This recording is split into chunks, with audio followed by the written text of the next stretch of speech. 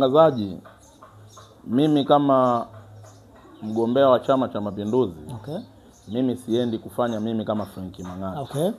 Chama chetu kinayo ilani yake ambayo tunaiuza kwa wananchi.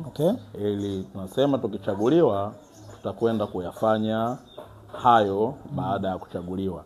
Hayo tunakwenda kuyafanya hata nisingekuwa mimi Frank Mang'ati, angekuwa mtu mwingine, bado yangefanyika. Jambo la kwanza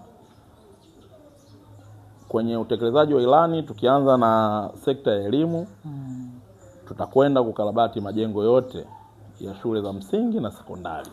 Ili watoto wetu wasome sehemu nzuri, sehemu ambazo watasoma kwa unadhifu, ili waweze kupata elimu.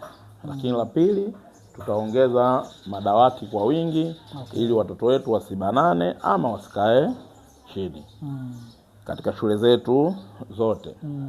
Lakini katika sekta ya elimu, katika kata yetu ya Pugu, huko mtaa wa Mustafa hauna shule kabisa. Kwa hiyo tutakwenda kujenga shule ya msingi pale katika mtaa wa Mustafa. Eneo lipo tayari na wala eneo sio la kulipa fidia.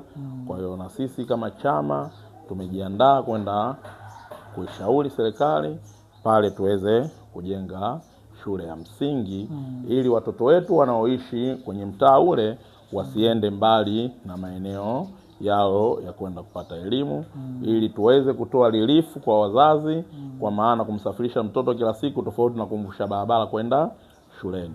Kwa hiyo ni kazi kubwa ambayo tunakwenda kuifanya kwenye sekta ya elimu.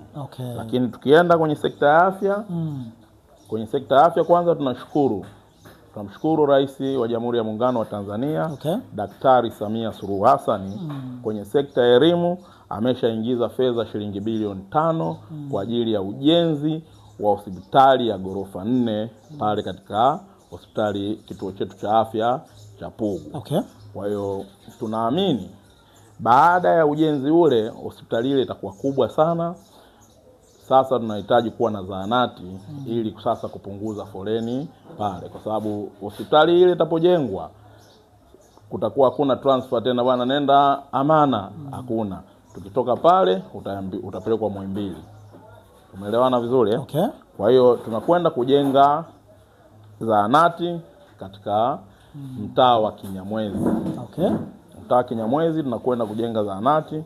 Tunao ndugu zetu wa Kimani kule wanapoishi, tunajaribu kuangalia eneo ili tuweze kupata zahanati katika maeneo yale.